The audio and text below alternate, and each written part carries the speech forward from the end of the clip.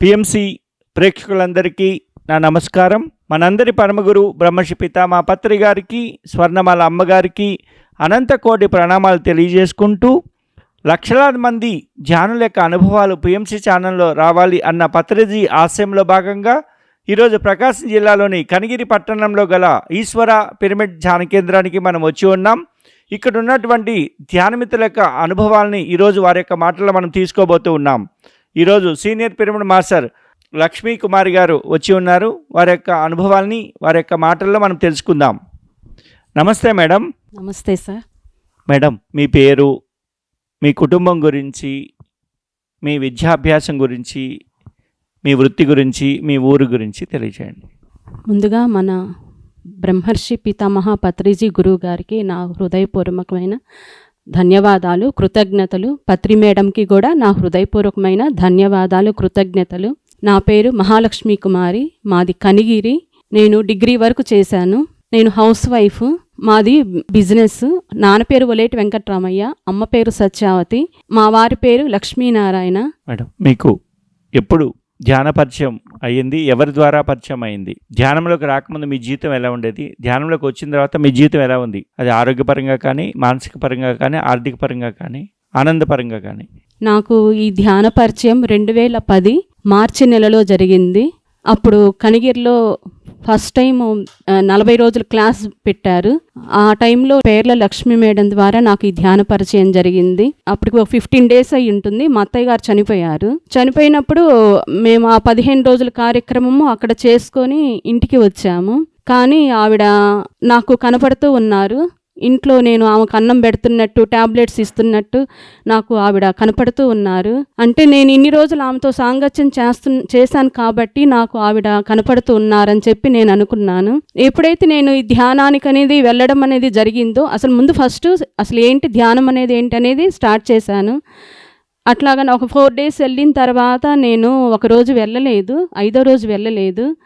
ఆ రోజు నేను వెళ్ళకపోయేసరికి ఆమె నాకు లోపల నుంచి ఇవాళ నువ్వు ధ్యానానికి ఎందుకు వెళ్ళలేదు అని లోపల నుంచి నాకు అనిపించసాగింది.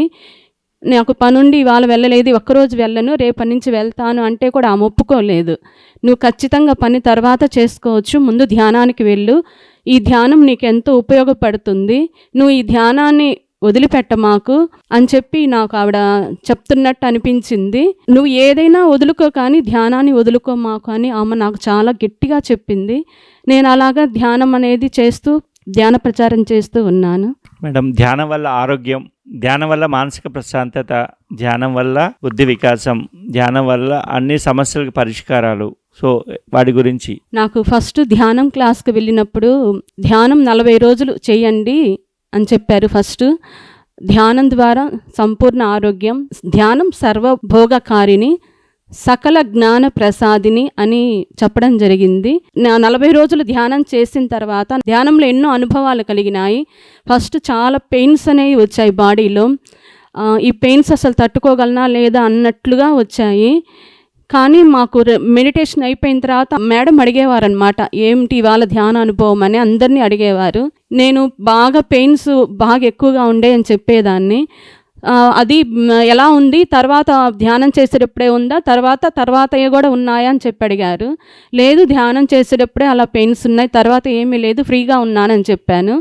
అంటే లోపల అక్కడ ఎనర్జీ పాస్ అయ్యేటప్పుడు లోపల ఎన్నో బ్లాక్స్ ఉంటాయి, అవన్నీ కరిగిపోతున్నాయి, కరిగేటప్పుడు అలా పెయిన్స్ వస్తాయని చెప్పి మేడం చెప్పడం జరిగింది. అలాగా 40 రోజులు ధ్యానం చేశాను. ఆ ధ్యానం అయిపోయిన తర్వాత ఇంటింటా ధ్యానం అని మాకు ఇక్కడ పెట్టడం జరిగింది. ఆ ధ్యానంలో భాగంగా మా ఇంట్లో కూడా నేను 40 రోజుల ధ్యాన కార్యక్రమం అనేది చేయడం జరిగింది. ఆ 40 రోజుల్లోనే నేను ఎంతో ప్రశాంతతను పొందాను. నాకు చాలా బాగా ఉంది ధ్యానం చేయడం ద్వారా. నేను ధ్యానానికి ముందు నా జీవితంలో ఏది సరైన డెసిషన్ అనేది ఉండేది కాదు.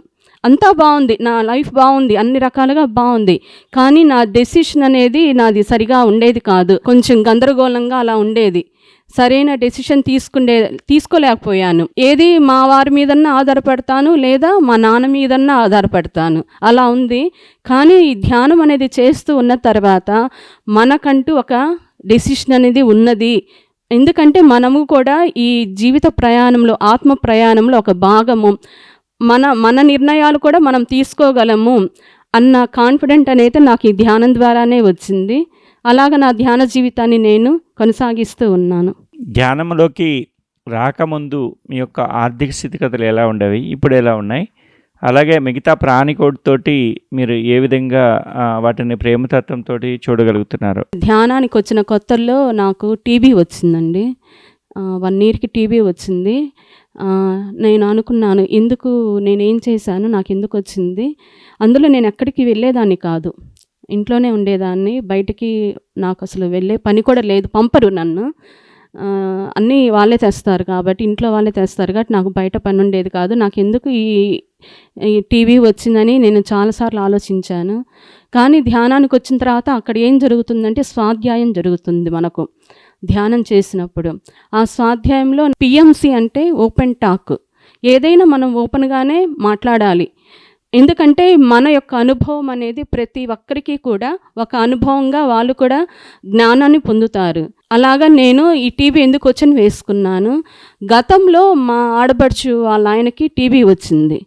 టీబీ వచ్చినప్పుడు ఆయన అంటే మా వారు అందరికీ హెల్పింగ్గా ఉంటారు, మా ఇంట్లో ప్రతి ఒక్కరికి హెల్పింగ్గా ఉంటారు మా వారు. ఆయనకు అంటే మాకు హాస్పిటల్ ఉంది, ఆయన ట్రీట్మెంట్కి మా ఇంటికి వచ్చారు. వచ్చినప్పుడు ఆయన ఒక వారం రోజులు మా ఇంట్లో ఉన్నారు. టీబీ పేషెంట్, నాకేమో 2 చిన్న పిల్లలు. అలాంటి మనిషిని ఇంట్లో తెచ్చారని చెప్పి నేను కొంచెము అంటే కోపంగా ఉన్నాను, తీసుకొచ్చి ఇంట్లో ఉంచారని. కానీ ఏమీ మాట్లాడేదాన్ని కాదు. లోపల అయితే నాకు కోపము ద్వేషం అనేది ఉంది. అలాగ నేను ఆయన్ని కొంచెం అసహించుకోవడం అలా చేశాను. ఆ కర్మ అనేది ఎక్కడికి పోదండి, అది తప్పు. ఎందుకంటే ప్రతి ఒక్కరు కూడా ప్రతి ఒక్కరిలో అందరూ ఆత్మస్వరూపులే. మనలో ఏది అయితే దేవుడు అని మనం అనుకుంటున్నామో అది అందరిలో కూడా అలాగే ఉన్నాడు. ఎవరి కర్మకు వాళ్ళే బాధ్యతలండి. మనము పక్కవారి జీవితంలో వేలు పెట్టడం వలన అది మనకు అంటుకుంటుంది. అలాగ నేను ఆ టీవీని తెచ్చుకున్నాను నా జీవితంలోకి. నేను ధ్యానంలో కూర్చున్న తర్వాత పాజిటివ్ వచ్చిన తర్వాత నేను ప్రతిరోజు కూడా ఆయనకు క్షమాపణ చెప్పుకున్నానండి.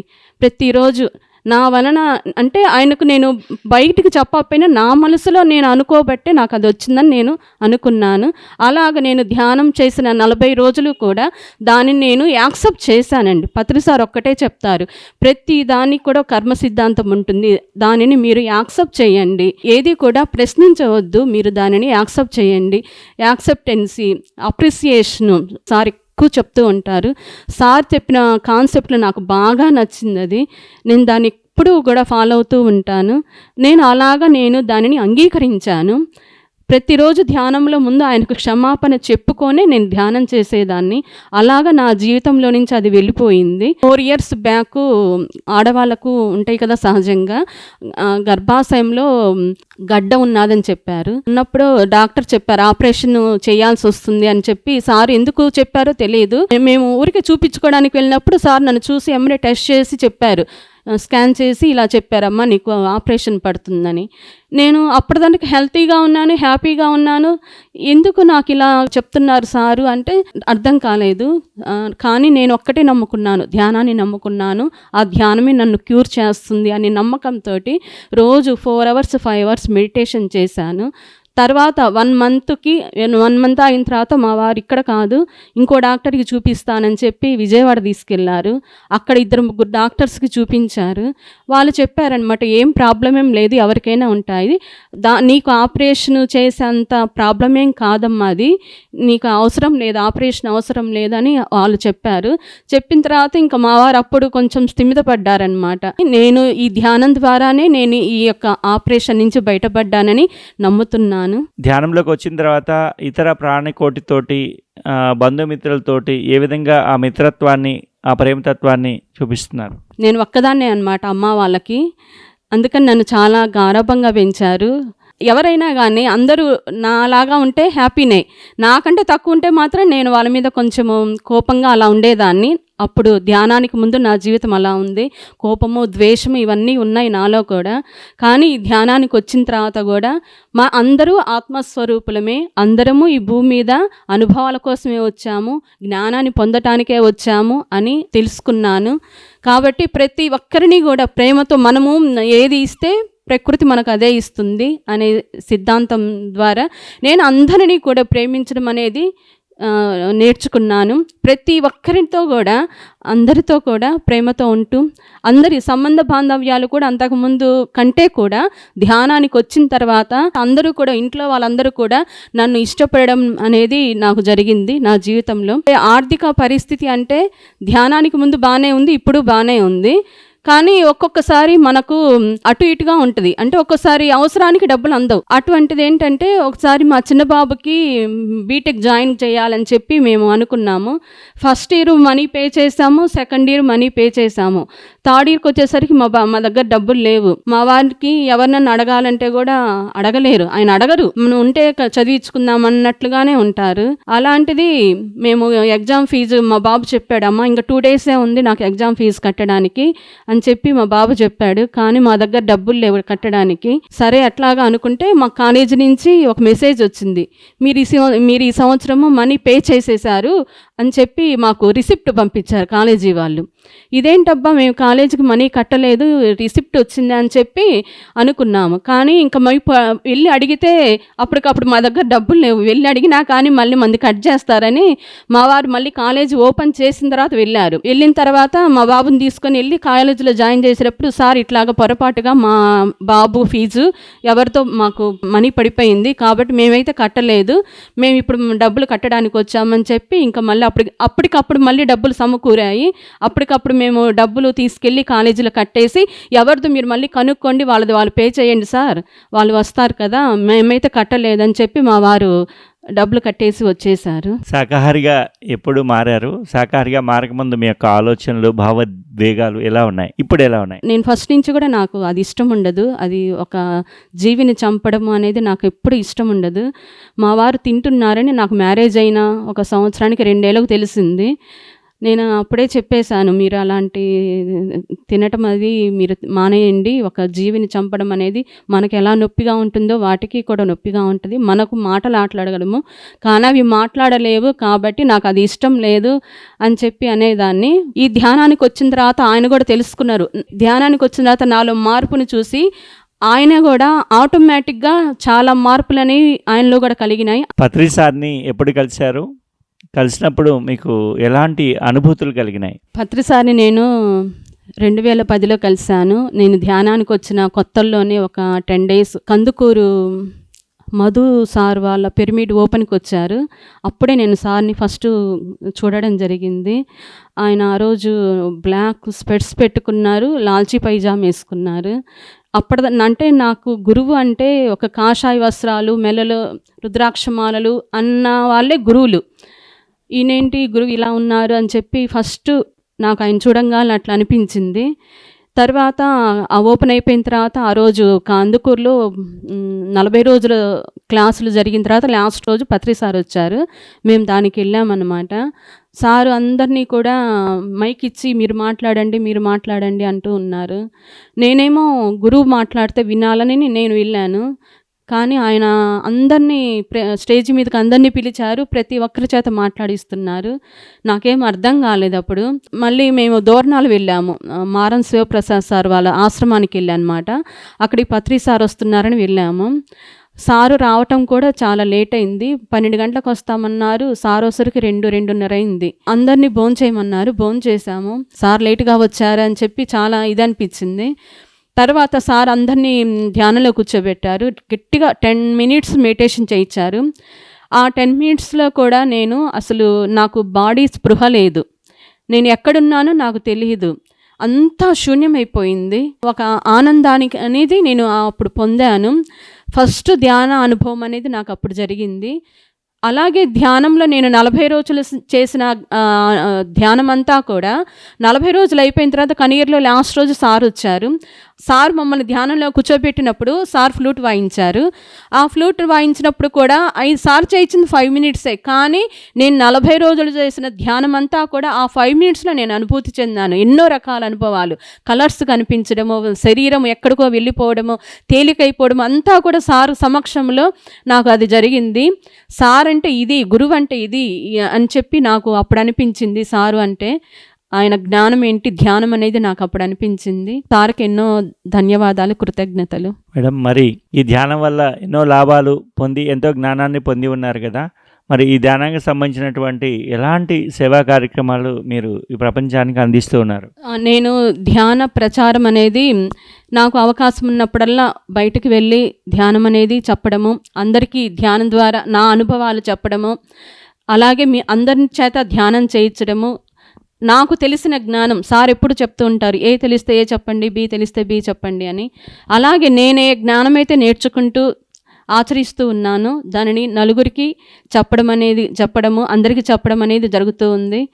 ఇప్పుడు ఒక 2 years నుంచి నేను బౌద్ధధర్మ స్కూల్లో మార్నింగ్ మెడిటేషన్ చేయించడానికి వెళ్తున్నాను. సార్ అనుకునేదాన్ని, ఎందుకు సార్ ధ్యాన ప్రచారం చేయమంటున్నారు, ఎవరికి వాళ్ళు చేసుకునేదే కదా, ఇది చెప్తే మాత్రం మనం చెప్తే వింటారా అనే ఆలోచన నాలో ఉంది. అప్పుడు ధ్యానం చెప్పడం అంటే సార్ ఆలోచన ఏంటంటే, నేను అనుకోవడం ఏంటంటే, నువ్వు ఎదగాలి అంటే నువ్వు తెలుసుకున్న జ్ఞానం పక్క వాళ్ళకు చెప్పడం ద్వారా నువ్వు ఎదుగుతావు అని నాకు అర్థమైంది.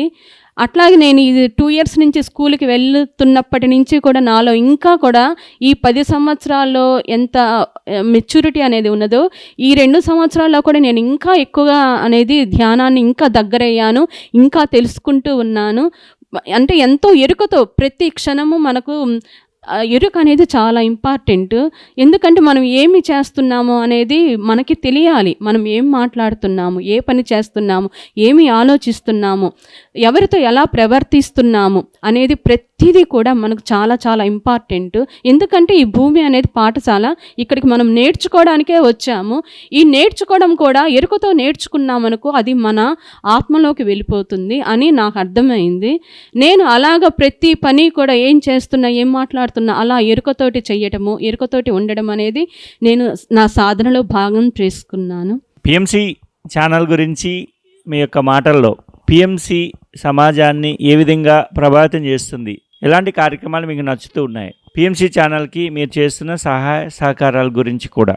అందరము అందరి దగ్గరికి వెళ్ళి ధ్యానం చెప్పలేము.